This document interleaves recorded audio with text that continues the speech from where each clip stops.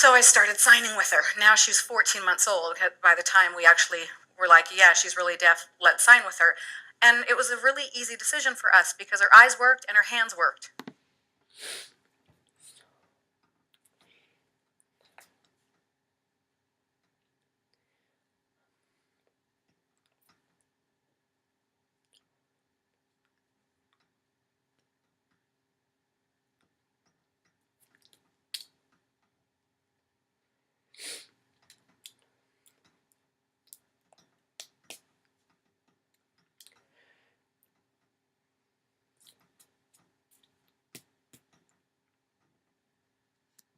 And people would stop us. You know, there were people who, I've worked with deaf children before, or I've worked with children with disabilities.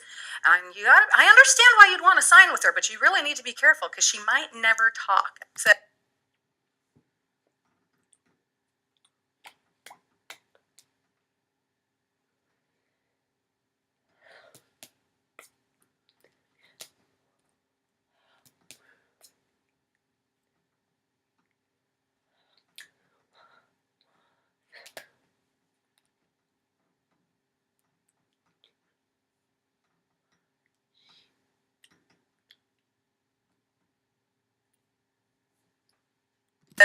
she might never talk anyways. She's deaf. It's not going to be the signing that keeps her from talking. It's deafness. There are a lot of things that delay speech. Signing isn't one of them. Speech delays, those delays.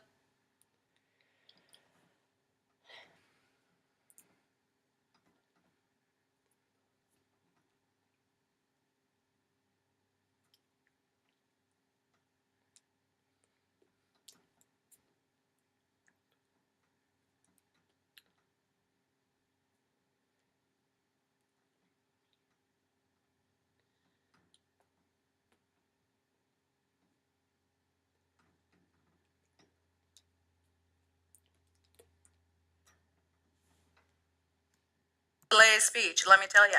Deafness and hearing impairments, that delays speech. Autism, Down syndrome, a lot of things delay speech. Signing isn't it.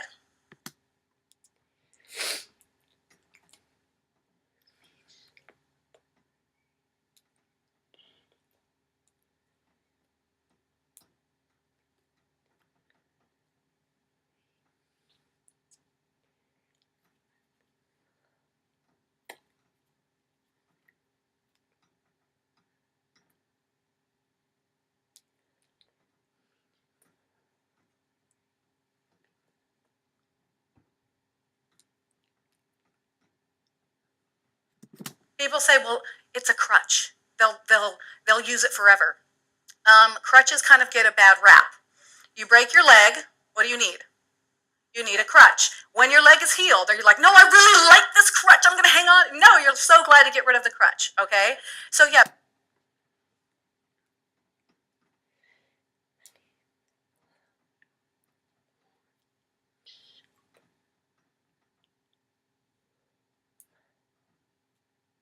Maybe sign language is a crutch that you use until you don't need sign language.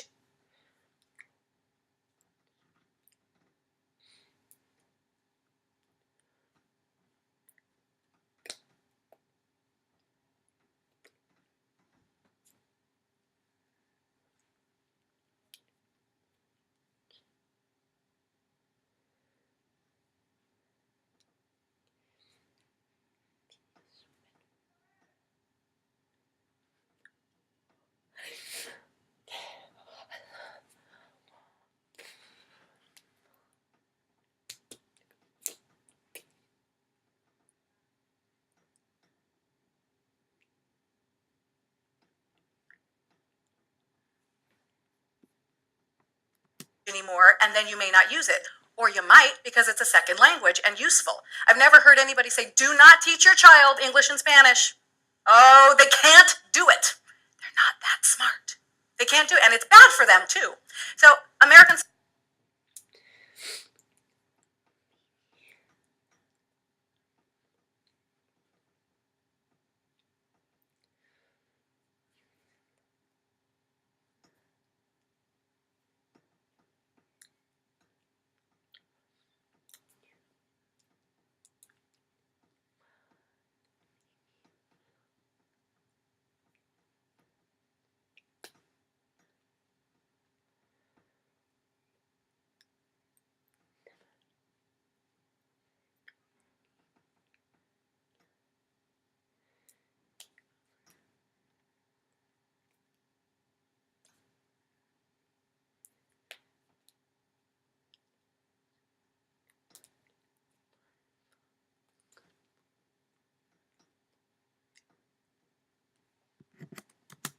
language is a language.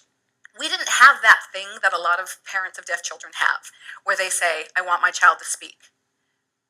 I know a lot of parents get stuck there. They're like, I just want my kid to talk. And they all say, I want my kid to be able to order at McDonald's. I don't know why they say that. They all say that. They say, I want them to order. I want so much more than that.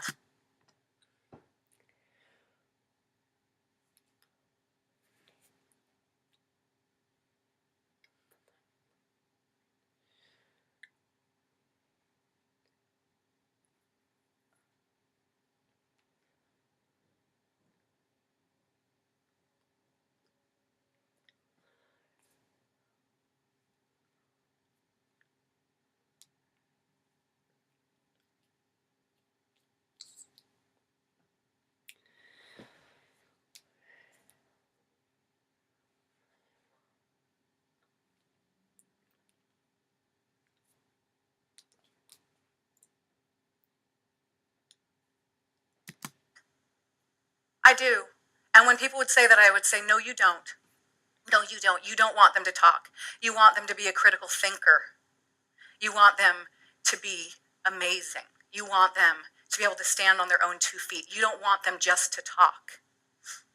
And very early on, and I don't know why we were able to just see it for what it was, we saw that speech is a skill. And I thought, we could go to speech therapy every day and try and get her to say words. But it sounds like a big waste of both of our time.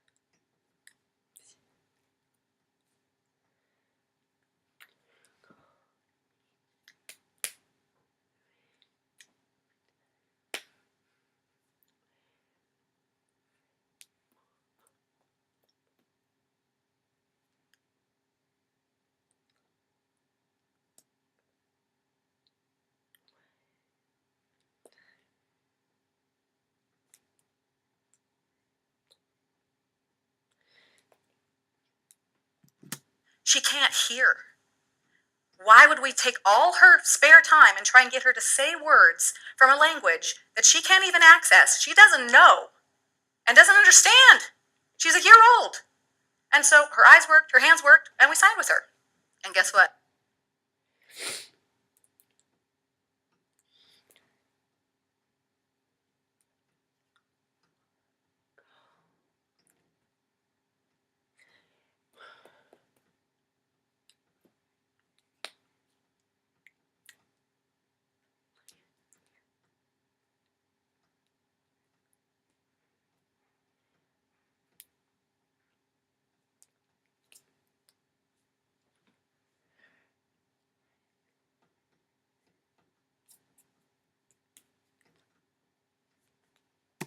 The coolest thing happened. She started signing back. And she was so good. So, of course, you start with more, basic more, and milk, because all they care about is milk and more, and pretty soon, and so 14 months, we got the diagnosis. By 16 months, she would come in and say, Mom, I'm tired. I'm going to go have a nap. Just a little sleep. Okay, I'll see you later. And she'd go in and put herself down for a nap. And my friends would say, where did Leah go? And I said, oh, she's tired. And she put herself down for a nap. And they're like, Rachel, that is not normal. And I said, no, it is. She does it all the time. And they're like, but she knew. She knew the feeling, tired, and she knew what to do when she had that feeling. You put yourself down for, if only we were so smart as adults. I'm tired, but Facebook is calling.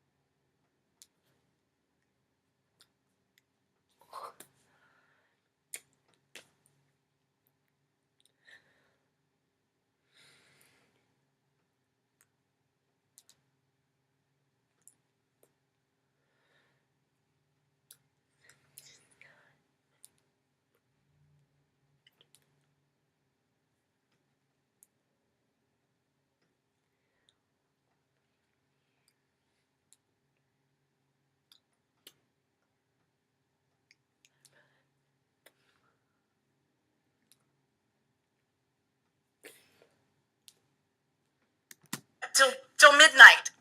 And so it was so fun to experience Leah's world, a 1-year-old telling us about her world. She couldn't have done that if she didn't sign.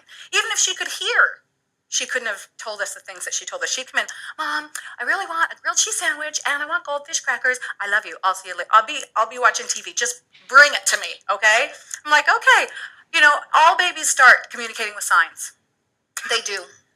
They wave bye-bye, and you never think, don't let them sign bye-bye.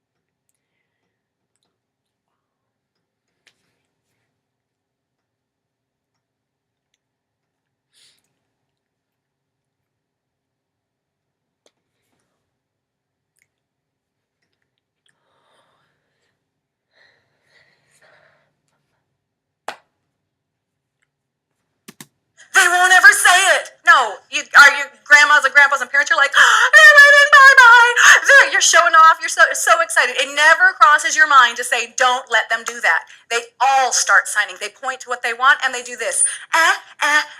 What's that mean? What do they want? What is it? I know their fuse is about that long, isn't it? You better guess what it is, because they're pointing at the pantry and they're signing to the thing that they want. And now you start going, don't you? Do you want goldfish crackers? Did you want Oreos? Did you? Because you've got like 5 guesses before they blow, right? Okay. Yeah. This.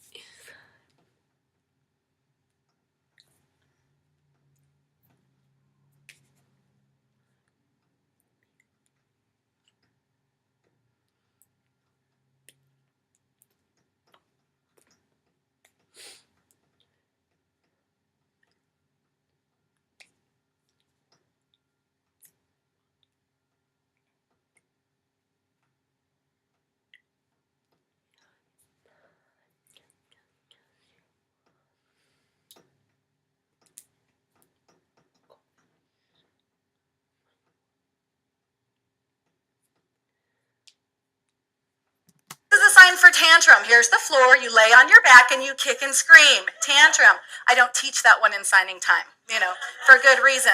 So yeah, they know what they want. They know. They're pointing right to it. What is your problem? I'm pointing right to it, and you're guessing. Why not give them signs? When Leah was not even 2 years old, she had hundreds of signs, and we had hundreds of amazing conversations that you could not have with a 2-year-old. We're driving.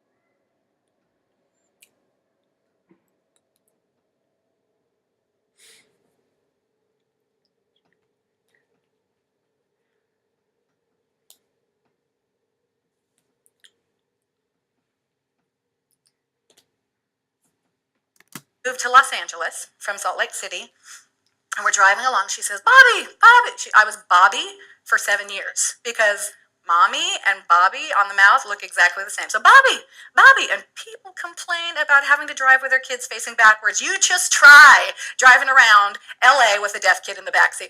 Bobby, Bobby, wait for the light. Hold on. Because I need both hands. Hold on. And you're adjusting the mirror and you get to the light. I'm like, what do you want? She's like, Mom, what does Lease spell? And she's not 2. Now, if she could hear, she couldn't have asked that because she wouldn't have even been able to say the letters. She couldn't have written them down yet. She may have noticed them and thought, well, those look familiar, but she couldn't have asked what she asked me at 2.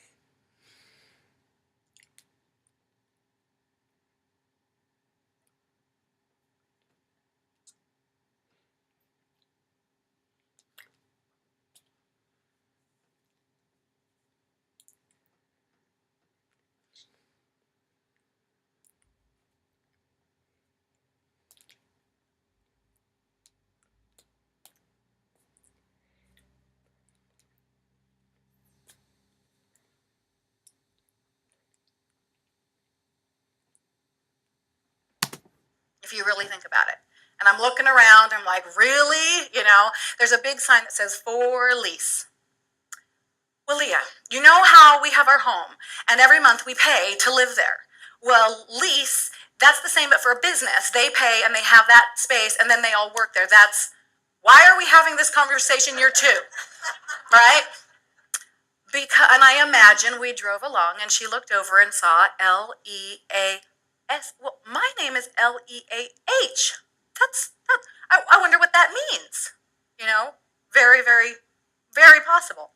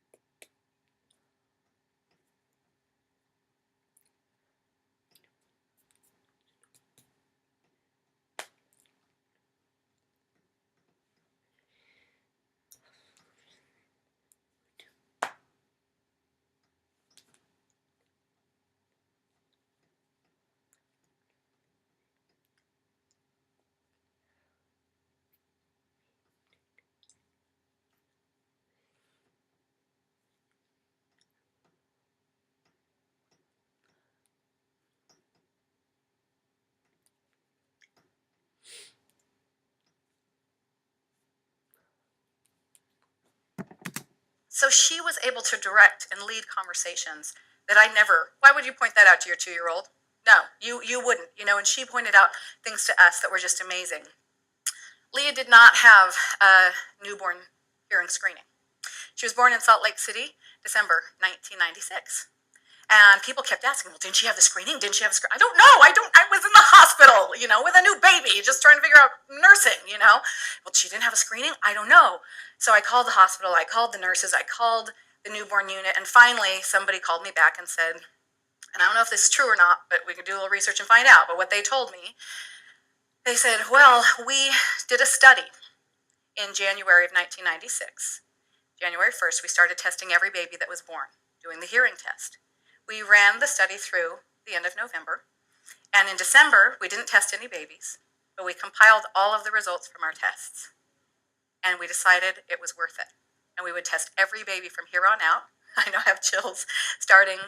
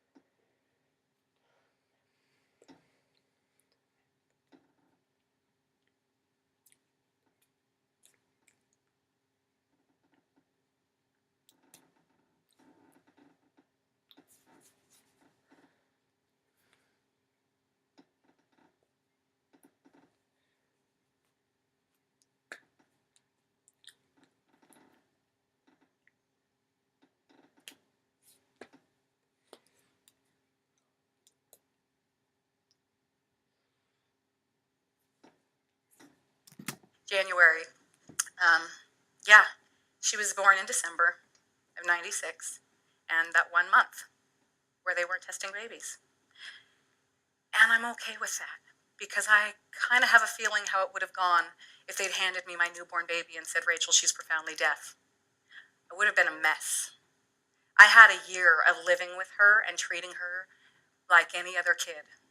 And I think that was a real gift to her and to me, because I got to see she can have sleepovers with grandma. She can go play with cousins. I would have been like, I can't tell her where we're going and that we're ever coming back. How?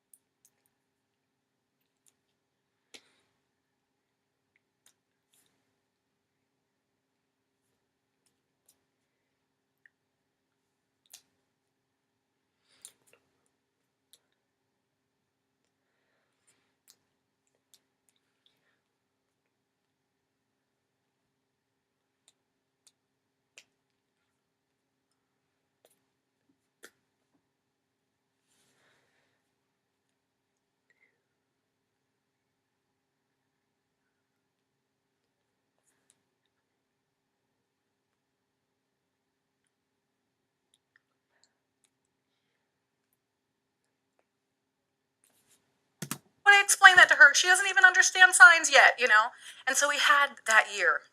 And then we had the signing. My nephew, Alex, was born about the time that Leah was diagnosed. And so my nieces and nephews had the benefit of being signed to from birth, where my deaf child didn't. Alex, at 5 months old, would cry and cry. My sister Emily would always sign milk, milk, it's coming, milk, milk, milk, milk. At about 6 months, he cried and she signed milk, and he stopped crying because he knew his needs were going to be met.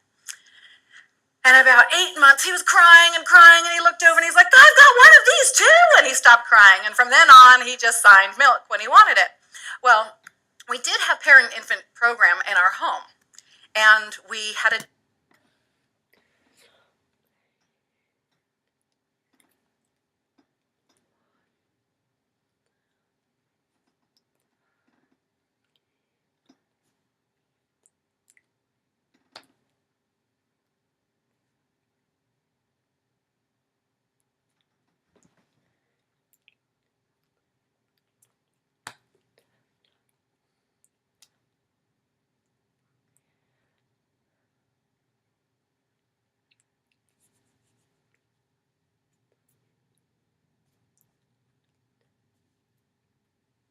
deaf mentor, a deaf adult who came to our home for an hour to 2 hours every week. It was awesome. They've changed the program quite a bit.